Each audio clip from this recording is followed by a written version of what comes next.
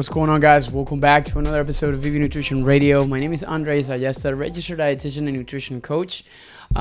This episode is brought to you by myself. So obviously, I wanted to come on here because there's a lot of stuff going on in the world right now, and we have to kind of brace for what's coming up next. But I wanted to record a podcast. This one is a solo one to kind of talk about some things that you can do. There's a lot of, this thing is taking the world by, and it's unprecedented, some of the things that are happening right now. And it's just not to sound alarming, but it's more to kind of create awareness. Cases for the coronavirus 19 or COVID-19 continue to increase, and it's not apparently slowing down anytime soon unless we obviously take measures. But it's really interesting because, I've been reading so many articles, and I'm sure you have the same thing as well. If you have been staying at home and you're just about to lose your mind and you cannot read one more Instagram post or watch one or see one more COVID-19 meme on the internet. But one really interesting article that I read kind of talk about what are some of the not necessarily advantages, but some of the reframing that we have to do as far as this pandemic, and how we can kind of start to look at things as with a different kind of maybe angle and a different perspective or view or out view in this entire process. But today's podcast is going to be more practical because some of you guys are working now from home, and your entire existence and your entire routine are, I guess, being completely disrupted. And with that, obviously, comes change. And sometimes coping with change is difficult. And what's difficult is not easy, and it's very uncomfortable. I've always said from the very beginning that this year is the year where the more uncomfortable you feel, the more you will be thriving on, and the stronger you'll become, and the better you will be. Obviously, there's nothing more uncomfortable than actually completely changing the way you live your life. And not by choice, but by force. So with that, there are adjustments that need to be made. But you can actually choose to be there's two choices or options that you can choose right now. You can choose the option of being the victim, the complainer, the person that is always kind of talking about the fact that you're so bored at home and you don't know what to do with yourself, and you're unmotivated, and you are actually living in the future and thinking of the recession. You're thinking about the economic downturn, the finances, and you getting this virus thing, all things that are completely outside of your control. And all what that's doing is creating more anxiety. And an anxiety-fueled mind, all it does is make bad decisions, or make decisions that are not obviously going to be conducive or supportive of goals that you're trying to reach. Instead, if you can choose and opt in to be the person that is positive, that is trying to reframe this as an opportunity, trying to really focus on the positive of this entire thing. And I'm not saying that the coronavirus, a pandemic, is a positive thing, but it's just trying to see things with a different scope. And starting to look at it again as an opportunity. This is a time that maybe you can kind of dial it back a little bit in your lifestyle. Maybe obviously taking some time to revisit some things that you haven't really taken a lot of time to revisit, like calling a friend, calling family members. You are now forced to being at home. Some of you guys, unfortunately, and with all the sadness in the world, may have lost your jobs, or some of you guys may have been laid off. Some of you may still be working from home. There are different circumstances all around the world, but it's important that we learn how to cope with it in the best, most effective way. Now, the one advantage that I have here as a podcast host and bringing you this episode is the fact that there's one thing that has been really easy for me, which is actually being at home a lot. Mainly because of the fact that we switch our jobs to fully online about a year ago, And we have been doing this for a long time. So for us, this is second nature. This is the way that we live our lifestyle. So I wanted to come on here and provide some practical tips and strategies that may help you kind of change the way that you carry yourself through the day, to kind of help you obviously kind of have sort of a direction on your day, so it doesn't feel like or seem like your days are going so slow. And I wanted to give you some of those strategies to hopefully help you kind of cope with this entire change, so you can maybe turn it into, again, a positive and something good for you in this next, we don't know if it's going to be weeks or months. So you're better, well prepared. And again, this could be a good opportunity for something greater. So obviously I wanted to kind of give you some advice as far as like some of the things that we implement as people that work from home, especially now that you're probably like switching into this kind of environment. Number one, the first thing that we always make sure that we're implementing as online entrepreneurs is making sure that we're organized. If you're not organized, the biggest thing that's going to happen is the fact that you're going to be kind of like running around like throughout the day, filling yourself with stress because things are not getting done. Whether you're working from home or you're not, the key thing here is just make sure that you maintain organization, which obviously leads to a very important factor. Obviously, this is a nutrition podcast. If there's a time for you to focus on your nutrition and your health, it's right the F now. Mainly because all the excuses that you always had about not having time to do X, Y, and Z are not valid. At the same time, you're spending less money eating at home or less money eating out because obviously restaurants are closed. And obviously you had the choice to choose whether you want to get takeout or actually start focusing a little bit more on making home cooked meals. So one of like the biggest things with organization obviously comes planning and preparation. And this comes as a number 2 item, which is going to really help you not only maintain a really good routine from the nutritional standpoint, but at the same time keep a some sort of structure on your day-to-day basis, which is going to help you actually not lose your mind. Because if you don't have a plan, people that don't have a plan, or people don't plan to fail, they just fail to plan. And that's a big thing that happens when you're working from home. Because if you think about it, when you have an office job, you have this routine like down to the T. Like you brush your teeth, you get your breakfast done. Sometimes like you just go out the door, you commute, you listen to the same station every day, you get to the office, you grab the cup of coffee, you sit down on your desk, and then on the day you go to meetings, you go to lunch with the coworker, you do the same thing, you go back to you leave like the office, you go to the gym, you come home, and it's done. Now it's okay, you wake up, now you have more time to sleep. Now you don't have to, rush through like commute. You're not listening to the radio anymore. So again, like there's a massive disruption into your lifestyle. So you need to be able to find a way to kind of fill those gaps. Now, what the biggest mistake that most people make in this kind of situations is they actually start to fill those gaps with either sleep or doing things that are just not goal supportive. So they kind of spend an hour on social media, like scrolling through pointless things, or they just like oversleep a lot of the times, and now they're just sleeping until like 10 o'clock in the morning because that's the time they have to be at the office, staying in their PJs all day long. So again, it disrupts the typical routine and is replaced by things that are not supportive of things that you really would want to accomplish. So if you want to take this entire pandemic and quarantine and being at home, you might want to take it in a different kind of way. So organization and planning and preparation are going to be a key. So for you, and this is number 3, start filling up those extra time gaps that you now have that you didn't before, because you're obviously having an office job, commuting, and all those different things, to doing things that are productive. Number 3 here, which is actually kind of goes into after organization and planning and preparation, is going to be having a very strong morning routine. So if you don't even have time to do this, because I have like clients, for example, that they leave anywhere between like 6 o'clock in the morning or 5 o'clock in the morning, they just simply don't have any time unless like they sacrifice their sleep. Now you do.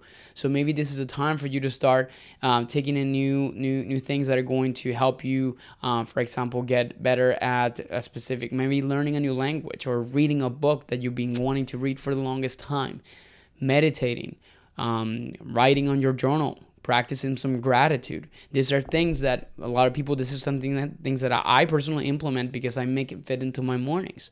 My usual work time actually starts around 8 or 9, but before that, I have specific routines in place to help me actually stay sane and to obviously kind of create something that is effective for me. So that's something else that can definitely kind of help you, from that perspective. And I think it's going to be ideal for you to be able to kind of establish a pretty good routine. So that's number one. Or that's, I guess like number 3 or number 4. So having a morning routine is key, and you can fill it up with things that obviously going to be supportive of your goals. Number 4, it's going to be making sure that you are planning your meals well. So one of the biggest mistakes that a lot of times people make when they're working from home is they feel like the kitchen is just steps away, so they can prepare just whenever the time comes for you to have lunch, when you get hungry, and so and so. There's 2 things that happen in some cases. One, you forget to eat, and then nighttime comes and you're ravaging and just destroy the kitchen and your pantry. Or number 2, you actually snack way too often because you're either not enjoying what you're doing and you find every opportunity you take to distract yourself and go to the kitchen and grab a snack, or simply because of the fact that you're just filling yourself up with anxiety because you're just too bored, and then it just becomes a comfortable thing for you to do. That is a big mistake. So what I would encourage you to do is making sure that you're planning not only your meals but also your snacks, setting up an alarm. Like literally, I tell people, if you're working from home, set up a actual calendar and put in time blocks, not only for your work, but also for your workouts, for like the amount of for your meals, like things like that are going to be helpful. And also, if you're going to set a time block for 1 hour for lunch, cool. Like maybe this is a time that you prepare the meal, that you produce, you eat it, you have some like downtime, and you get back to work. But if you're giving yourself only 30 minutes for meal preparation and chilling and everything like that, I would encourage you to make sure that you're planning and preparing meals like you would if you were working on an office normally. Like if you were meal prepping, don't stop doing that right now simply because you're home. You will be inclined to do so. And if you're listening to this and it's like, yeah, this is happening to me, it's simply because you're just not developing the discipline, and you're just kind of trying to choose that mentality of like, I'm bored, or I am home and this is annoying and I'm so tired of this and I'm so frustrated. And obviously that is blocking you from doing things that are going to be supportive of what you really need to be accomplishing. If there's anything that you can be focusing right now, guys, is going to be your health and your fitness. Like, oh, but the gym closed. Who gives a fuck about that? Like, you still have the chance to be able to work out from home. We have been posting, if you haven't checked out my Instagram, we have been posting daily workouts on there. And 1 million followers are still posting daily workouts that you can do, from bodybuilders to CrossFit style workouts to yoga to like, I don't even know, like boot camp, Zumba. Like everybody out there are doing things to support your health and fitness. So not working out is simply a very, very cheap excuse for yourself. So I would encourage you to try to ditch that and then put on that planner of yours, in that calendar, a time for you to focus on working out and exercising, period. That's just a key thing in this entire process, and you really need to be focusing on that per se, okay?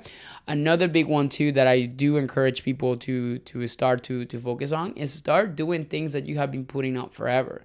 So maybe like this is an opportunity for you to work on a new project. Maybe you just been wanting to paint your house for the longest amount of time. Maybe you were working on like a specific arts and craft project because you love that kind of shit.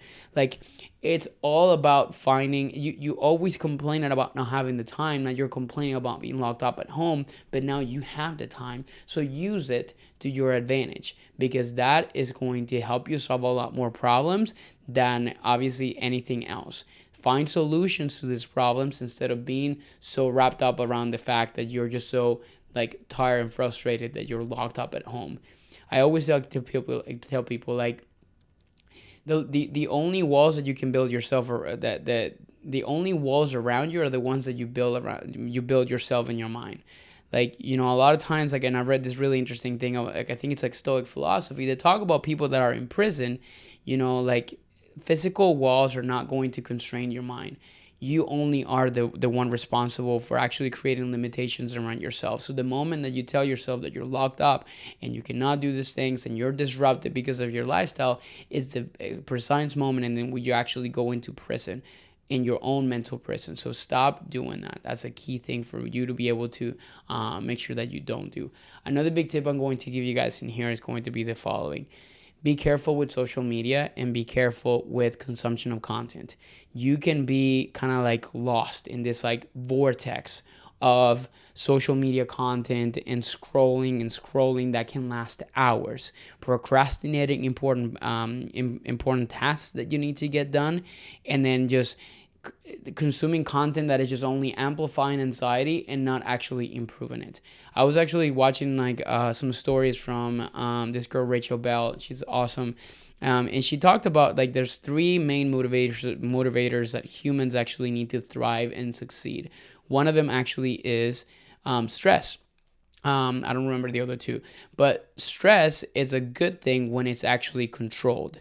And stress and anxiety sometimes can be motivators to push yourself forward. But whenever that stress is amplified and it's on balance and you get into that fight or flight response, all it's doing is creating more of the worst. It's actually creating an environment that is susceptible for making bad decisions. So if you need to ask yourself, if your consumption of content right now, is it actually being conducive to you actually making bad decisions? Is it actually making situations worse? Reading news articles, reading pieces of content, watching like stupid memes, like stuff like that? Or is it actually nourishing yourself? Is it actually kind of getting better from that perspective? Those are things that you definitely need to kind of consider, because if this stress is just only being amplified by social media consumption, then you need to take a step back. You need to detox from electronics, and you were probably going to be asking then, what the hell am I going to do? Obviously, I've already kind of given you enough ideas that you can kind of start to implement yourself. There are a million, for example, a lot of online courses that are given out for free right now from like big multiple universities that you can start taking to learn something new, for example. So this is not a time for you to say, I just don't have anything to do. The last and the one I'm going to leave you guys this on with is going to be nutrition. So a lot of people ask me, well, what can I do from the nutritional standpoint to make sure not only that I am working towards my goals, but at the same time, I'm also protecting myself from the immune perspective. First of all, do not believe bullshit BS out on the internet telling you that you need to have this diet to be able to protect you from the coronavirus. It doesn't work that way. There's no research to support such thing. In fact, we don't know shit about the coronavirus. We know exactly what it is, but we don't know anything about it. We don't know how it acts. We don't know the long-term effects. We don't know nothing about it. So for somebody to come out and say that there's like this thing that can protect you from this virus is completely bogus. So that number one, make sure you don't believe like Facebook ads that are telling you need to be having this and this and that to be able to prevent the growth of the virus in your throat, or that you need to be having water to wash it off or stuff like that. No, it doesn't really work that way. But what you can do is actually work on things you should be doing regardless of there's a pandemic or not, which is working on reinforcing your immune support and your immune system. And there are some things that you can certainly do, starting off obviously by supporting and increasing your amount of micronutrients. We talk about macros all the time, but we don't actually give it enough attention or enough, we don't pay enough attention to the micronutrient portion of this, which is your vitamins and minerals that you're getting from specific foods, particularly the colorful options like fruits and vegetables. We don't get enough, and it's not sexy to say this, get your fruits and veggies, because it's like, oh, you've been hearing it since you were a kid, but there are specific reasons for that. For example, like there are studies that show that vitamin C can help prevent or support an immune response that is better than actually not having it at all. So, and this obviously comes in the form of supplementation, but you can still get vitamin C from sources like bell peppers and citrus fruits and things of that sort. So again, the combination of nutrients are going to help you build a very strong immune response. Here's another question a lot of people ask me. Should you be in a calorie deficit during this time? And I always kind of say the same response. You shouldn't. Mainly because of the fact that a calorie deficit is a stressful situation for the body. It doesn't like it. It doesn't thrive well on it, because weight loss is something that your body always fights against. So whenever you are in a calorie deficit, all you're doing is actually also affecting the defense mechanisms of your body, specifically if your calorie deficit is too steep. Think about it it this way. It's kind of like you have your body has its own like US Army, or like an army of, or like the military, and you're just simply starving all your entire military. Like, of course, they're not going to have enough energy to be able to fight off if there's a war coming, a war being sickness or a bug or a virus in this kind of case. So whenever you're in a calorie deficit that is too steep, what happens is obviously your immune system can actually be weakened. And with that, and maybe let's say you're working out too and you're being super active throughout the day and all these different things because you're so focused on trying to lose fat, then obviously that can be altering the way that your body is responding to diseases and stuff like that. So keep that in mind. Am I here to say that you need to actually focus on eating too many calories? No, it's important to create a balance. Luckily for you, I actually just released a free COVID-19 nutrition guide. It's about 30 pages long and full with content. I have never created so much value for free for you guys, because it's my way to pay it back to the community and the world, to help you guys in some way, shape, or form. And I teach you how to calculate your nutrition needs specifically for this kind of situation, and how to adjust them during quarantine times when you're at home and possibly your energy requirements have changed. If you want to download that, it's available right now for you to literally snatch it right back right to you, and it's going to be on the link in the show notes. And make sure that you get a chance. If you don't really kind of see it here, if you're watching this or in the form of a video, it's going to be down in the comments or down in the caption. If it's not, and it's you're listening to this in the podcast, make sure that you go in the show notes, and you're also going to be able to kind of see it in there. But yeah, so back to the conversation of nutrition. Those are key things that you guys definitely need to remember in this entire process. So so that's kind of like the main thing I wanted to come on here and tell you guys about.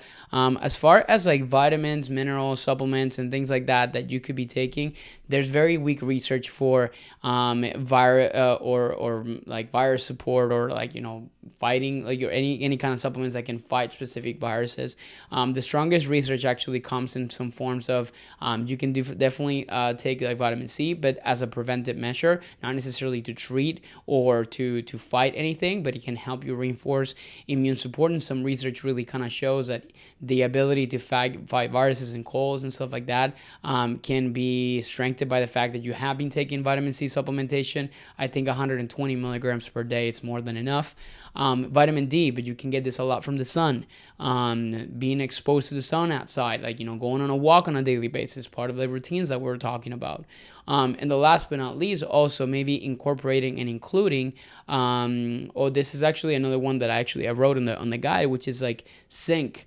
But zinc in the form of, I don't even know how to say this word, but it's basically kind of like the chews or the kind of things that you can kind of have that are soothing your throat, because it has been shown that zinc can support, obviously, or reduce the growth of bacteria or growth of viruses in the back of your throat. Again, this is not a whole lot of research on it, but it has the strongest support as far as that. The rest of it is just a lot of really weak research. There's a lot of people in the social media world talking about elderberry. There's people talking about quercetin. All the things are mostly antioxidants that can kind of help support immune responses, but not necessarily something that I would kind of say go out there and spend money on it, because I don't think it's needed. I think good nutrition support is key. And last but not least, obviously, hydration. As my friend Tony Castillo would say, hydrate or dihydrate. In this case, it's extremely important for you to make sure that you're consuming enough water as well. Some people also ask, should you be reducing or eliminating specific foods during the coronavirus pandemic? Not necessarily, but obviously, if this is a time where you were consuming way too much sugar, way too much of this, and way too much of that, practice moderation. That is a key thing. It's not necessarily sugar is going to make a disease or a disease pathway or anything like that a lot worse, but it's obviously not helping the way that you're coping with the situation. You're obviously kind of pushing too much insulin throughout the rest of the day, and kind of maybe creating some inflammatory responses that are not ideal. But it's not necessarily about cutting out things. It's about moderation in everything you're doing and focusing on nourishing your body, not necessarily trashing it with too much stuff. So keep that in mind. That's the message that I wanted to have for you guys. As I mentioned earlier, a few minutes ago, we do have a COVID-19. We call it the 5-step survival guide in nutrition and fitness during the COVID-19 pandemic, and this is available to you. It's about 30 pages long. It includes like supplementation. It includes like how to calculate macronutrients, lifestyle and routine and building habits, workout programming, and at the same time also like recipes and meal planning and preparation. So it's available for you guys to snatch from our website. The link is down in the comments or in the caption. Make sure that you get it right now. I'm not sure if it's going to be available for too much longer, but I just want to make sure that you get something that you can use and that is effective to you. So anyways, if you found this podcast helpful, let us know and on a review, or if you are watching this on YouTube or Instagram, make sure you drop a heart below, drop a comment if this resonated with you. Until next time, guys, thank you so much for listening into another episode of VV Nutrition Radio. Have an amazing day and happy quarantine. That's too much. But anyways, talk to you soon, and thank you so much for watching and listening.